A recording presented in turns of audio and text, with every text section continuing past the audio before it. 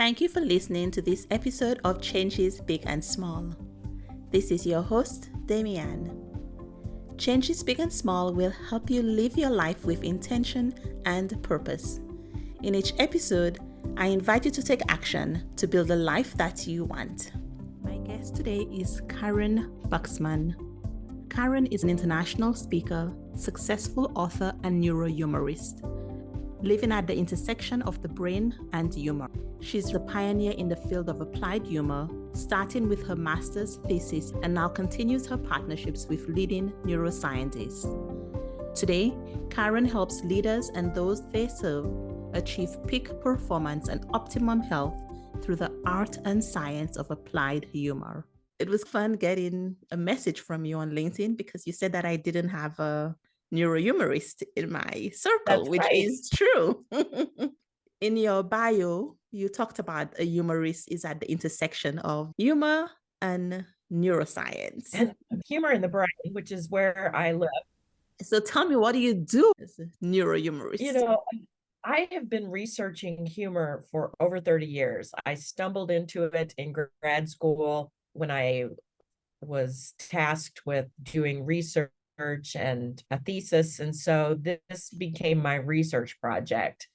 And when I first started looking at humor, it wasn't necessarily because this was something, oh, I've been searching for this all my life. It was something that I kind of stumbled into. The more I learned, the more excited I became. And eventually people started asking me to share some of my findings with them. I can remember the very first time that I was asked to do a presentation and I'm all set to give my p-value of less than 0.05 and blah, blah, blah, blah. And I discovered that people thought I was funny. I was like, who knew?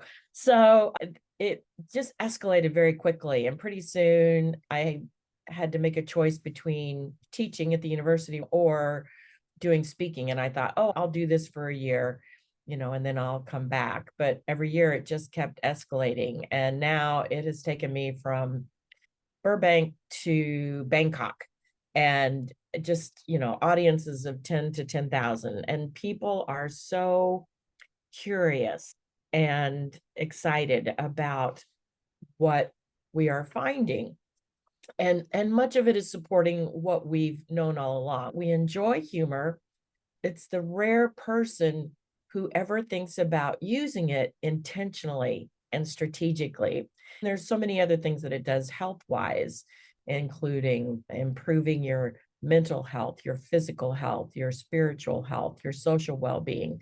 It's a very holistic type of approach. So I would ask you, do you think you're funny? Some people say that I am funny, but I think it's kind of a dry humor. And so All right. I would say yes, in some situations. Yes. Funny. How about sense of humor? Do you have a sense of humor? Yes, and not as well developed as some other people. When I was preparing for this conversation with you, I was thinking that I have some friends who laugh all the time. Even one of my sisters will just be hanging out and she'll start laughing, and I'll be like, what are you laughing at? I don't even see what is the thing that could be funny right now. You just nailed the core of all of my work. So, yay, you. Because here's the thing, people think that the purpose of humor is to be funny, it's to make the other person laugh, it's to entertain. And what I have come to realize, and my body of work is built around the fact that there's three purposes of humor, not just entertainment, which makes the other person laugh, but well-being, which can improve your own health or help improve someone else's health, and influence, which is to inspire, connect, educate, uplift, motivate, all of these things. If you're entertaining somebody, you measure your success by how often they laugh. If you are trying to influence someone, let's say in a personal relationship, you wouldn't measure your success by the number of times that you made them laugh, but in the quality of your relationship. So this is why I say it's more important to see funny than it is to be funny. And you're so right about nurturing that sense of humor, because what I have come to find is that for people who do want to be funny, that if they spend more time nurturing their sense of humor, then they become naturally and authentically funny. And some people, it comes more naturally. Perhaps your sister or some of the other folks that you're hanging with, they've done this maybe intuitively.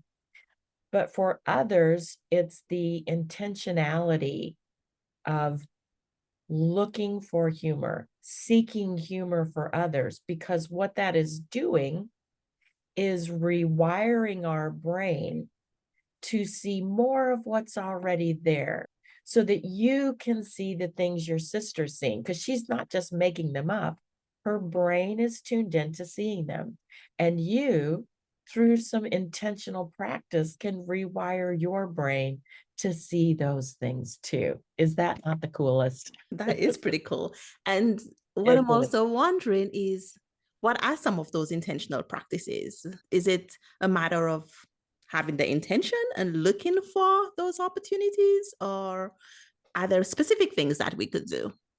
I think that the very first thing that I would encourage you to do is to set a mindset, which is, I expect to see humor today. I am looking for validation of that, because there's a part of our brain called the reticular activating system. And this is a filter, because if everything came into our brain that is out there all at once, our brain would just blow up. So our brain filters what comes in, and it automatically shows us more of what we pay attention to. If you find out that one of your close friends is pregnant, the next time you're in the grocery store, you're going to be walking around, you're going to think, oh my gosh, what are we having, a population explosion here? Where'd all these pregnant people come from? Well, they were always there. You just didn't notice them. We see this in a negative way when people start more or less doom scrolling. They are concerned about something that might happen negatively, and pretty soon they're tuning themselves into more and they're looking for that. And then pretty soon it's showing up for them everywhere. You can do the opposite of that and just say, I expect to see humor. And if you don't see it right away, don't give up, because some people will say, see, I told you there's nothing funny happening in my life.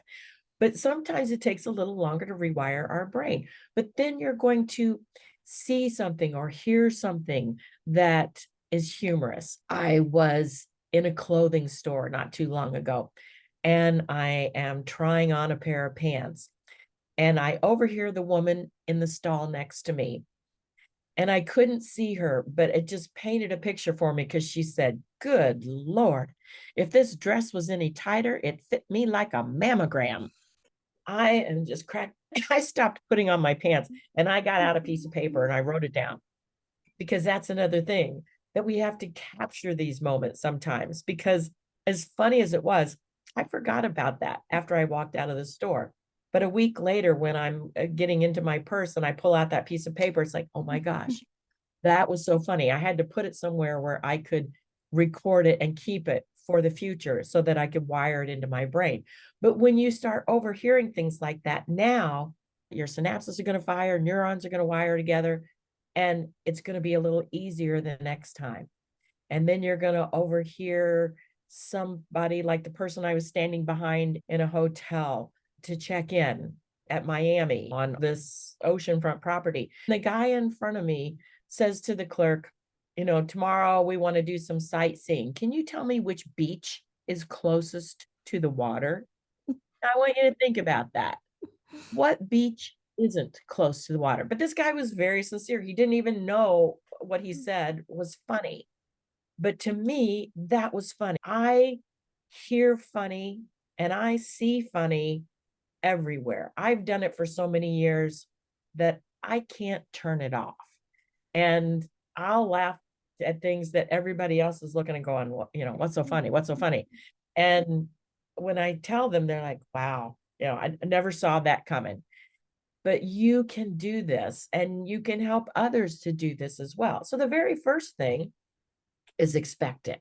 The second thing I would say is seek it, because the other people around you have humor to share with you. I never get in an Uber without asking my driver, tell me the funniest ride you've ever had. And they're like, oh my God, which one? They can tell me crazy, funny stuff. I ask hotel clerks, I ask grocery clerks, I ask new people that I meet. Just, what's the funniest thing your grandchild has said? Or what's the weirdest thing a client has ever told you? Or things along that nature.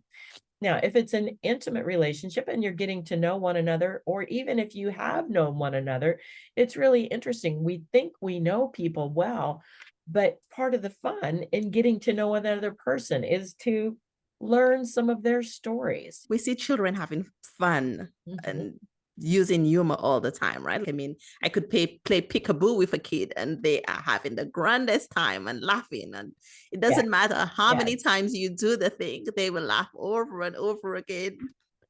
What It's, happens? Do we lose that sense of humor? Are we we socialized out of it?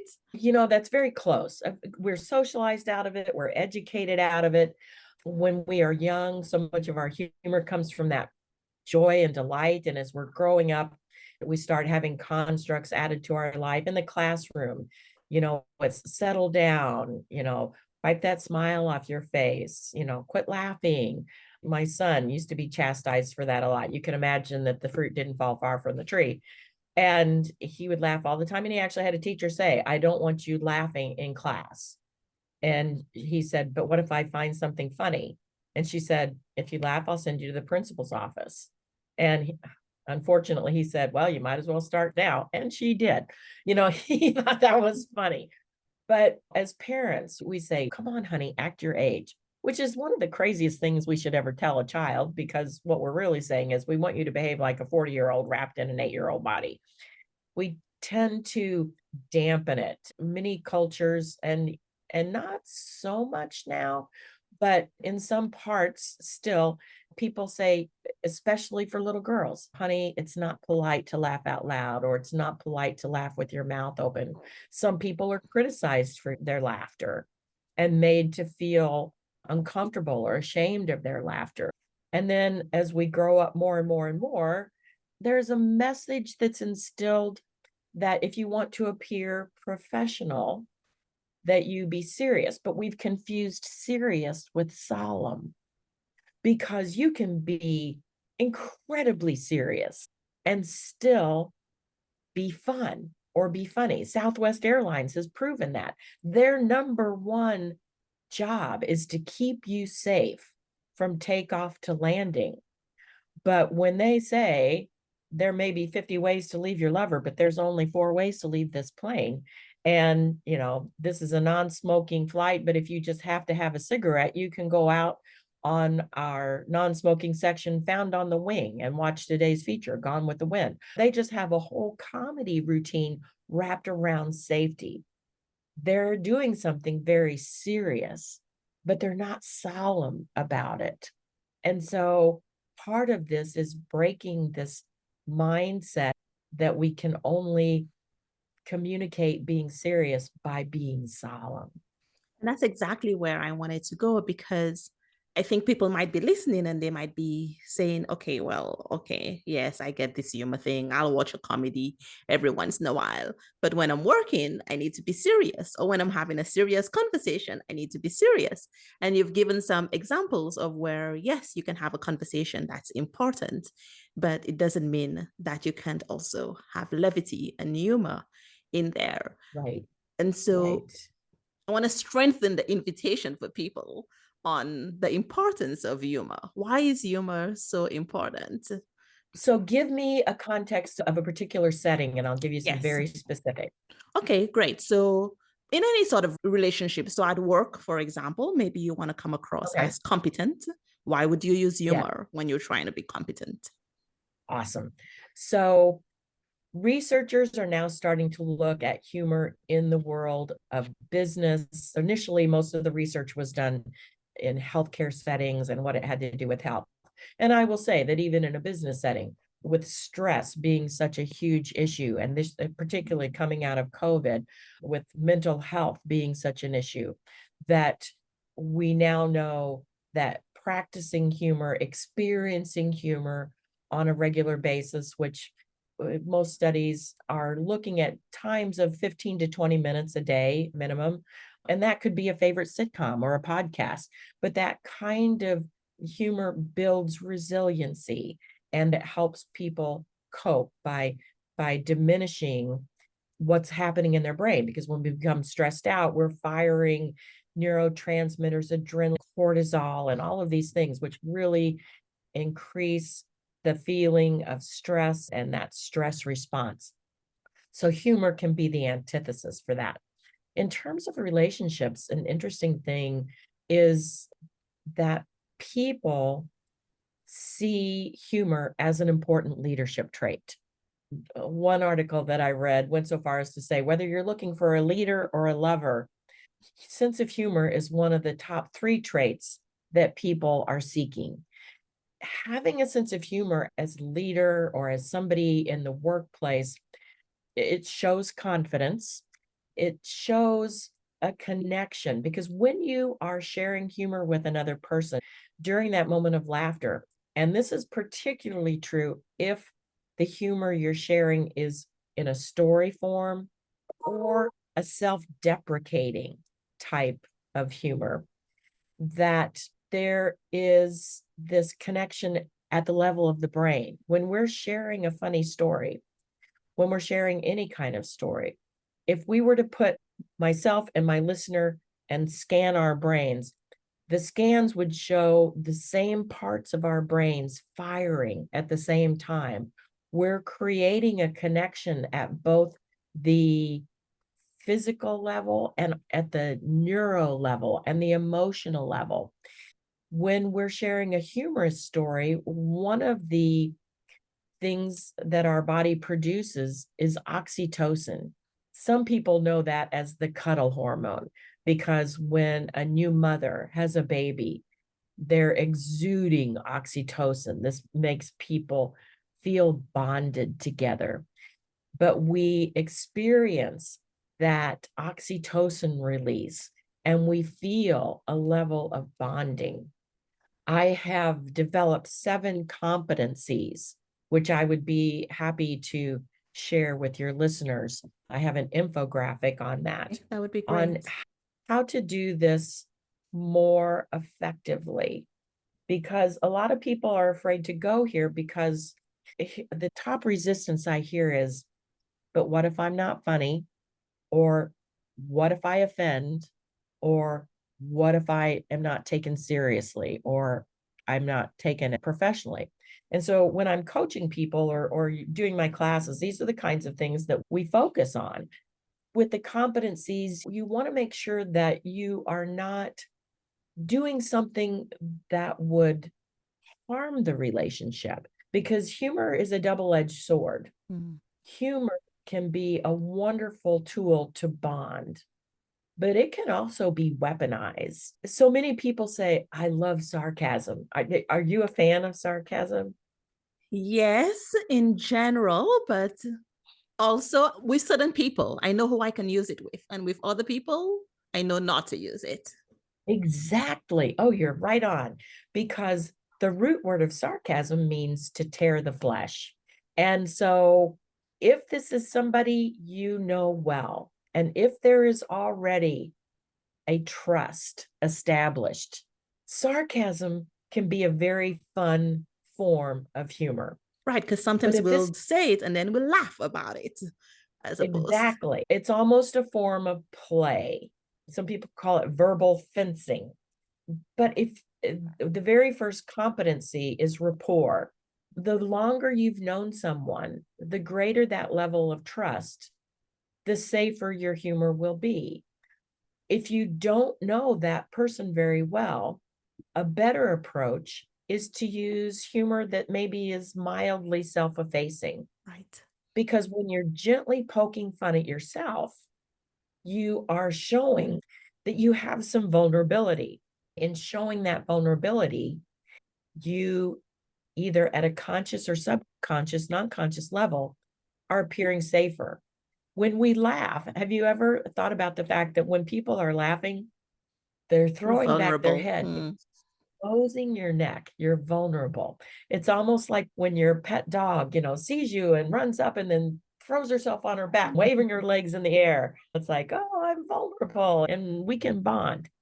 That's what you're doing when you're sharing self-effacing humor.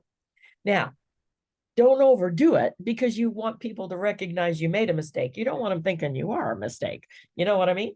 So that is an example of how to use humor in a work relationship by sharing humor. When you can admit something that you have done that maybe was an error, you use that as an example to your staff or your coworkers or your students or whatever.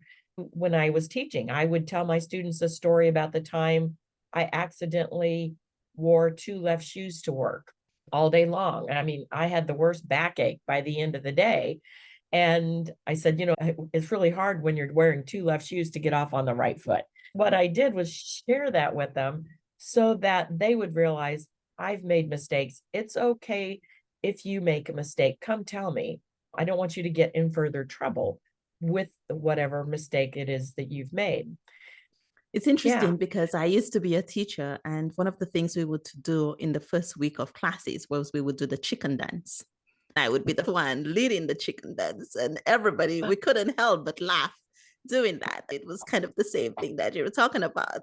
And I don't think any of my students would ever have said that they did not respect me or that I Yeah. was like an easy teacher necessarily, but really we knew that it was a place that we could make mistakes and we could be silly and we could sometimes have fun. And the whole idea was Absolutely. also that having fun at the beginning of a session actually primes the brain for learning. It does.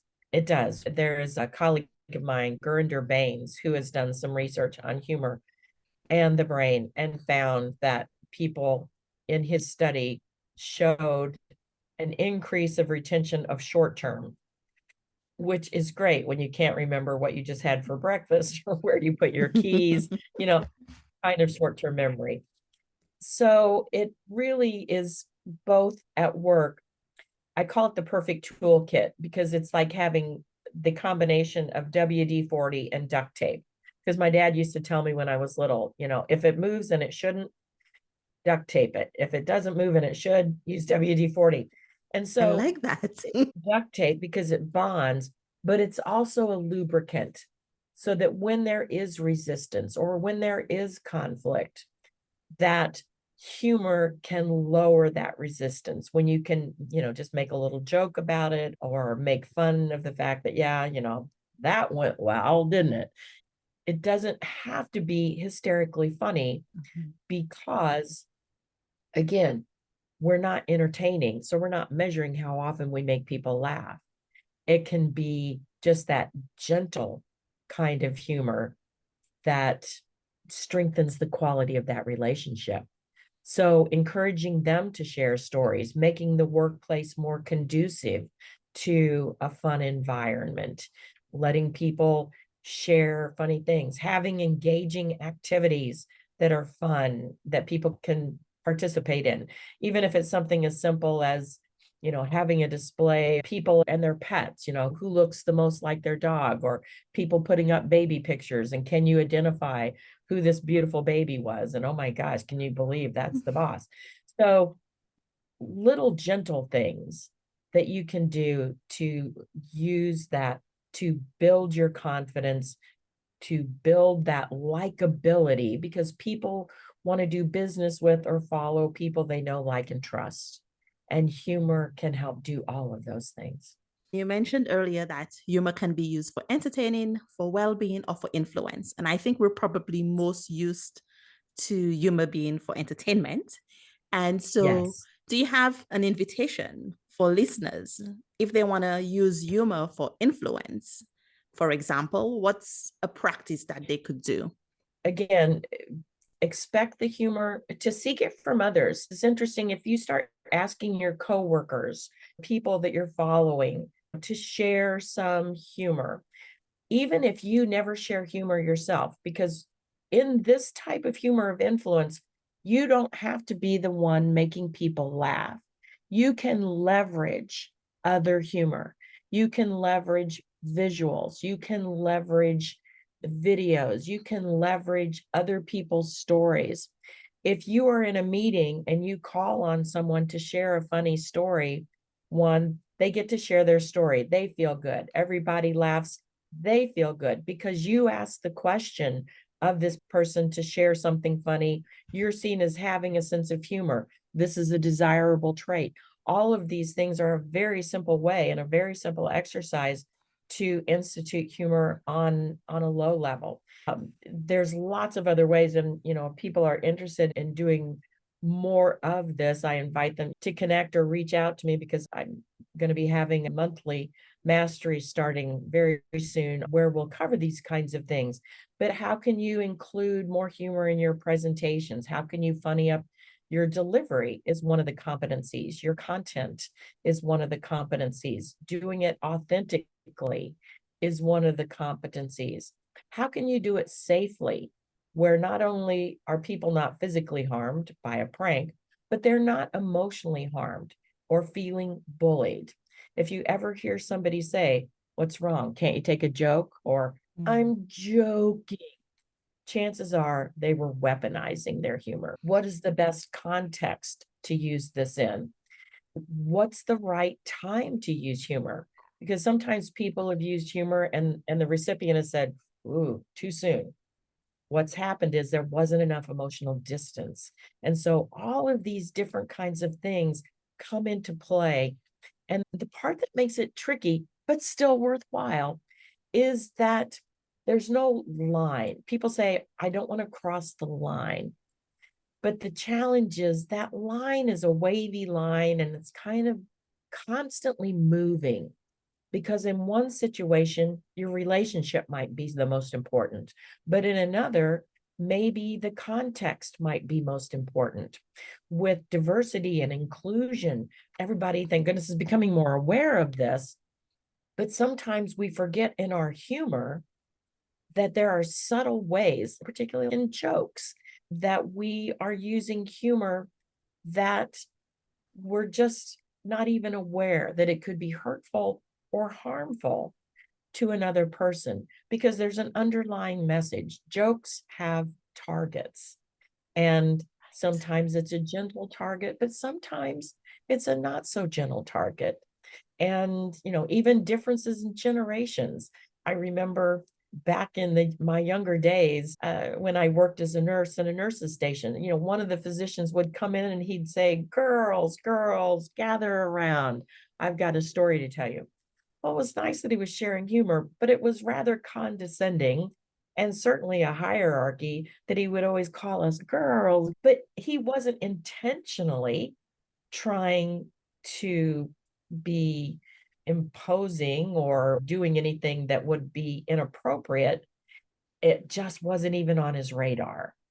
And that's what happens with a lot of people these days. So, a part of the work that I want to do is raise their awareness and to recognize that there may be some things that you're not even aware of. If we can raise our awareness and be aware of those competencies, I'll give you the link. It's managinghumor.com. They can download an infographic of the 7 competencies, and that will keep your humor safer. And the more you use it, the more confident and competent you'll become. So it's not that you don't want to use it for fear that you might make a mistake, because you probably will, but learn from that mistake, do better, help others, educate your children, educate your students that it's not appropriate to bully people with humor, and that you can all have more fun when it's an inclusive humor that lifts everybody up. And also, something specific that we do at work sometimes in our check ins is to have people share their favorite GIF, for example, or GIF. That can be quite a fun activity, seeing what people enjoy or what people are enjoying.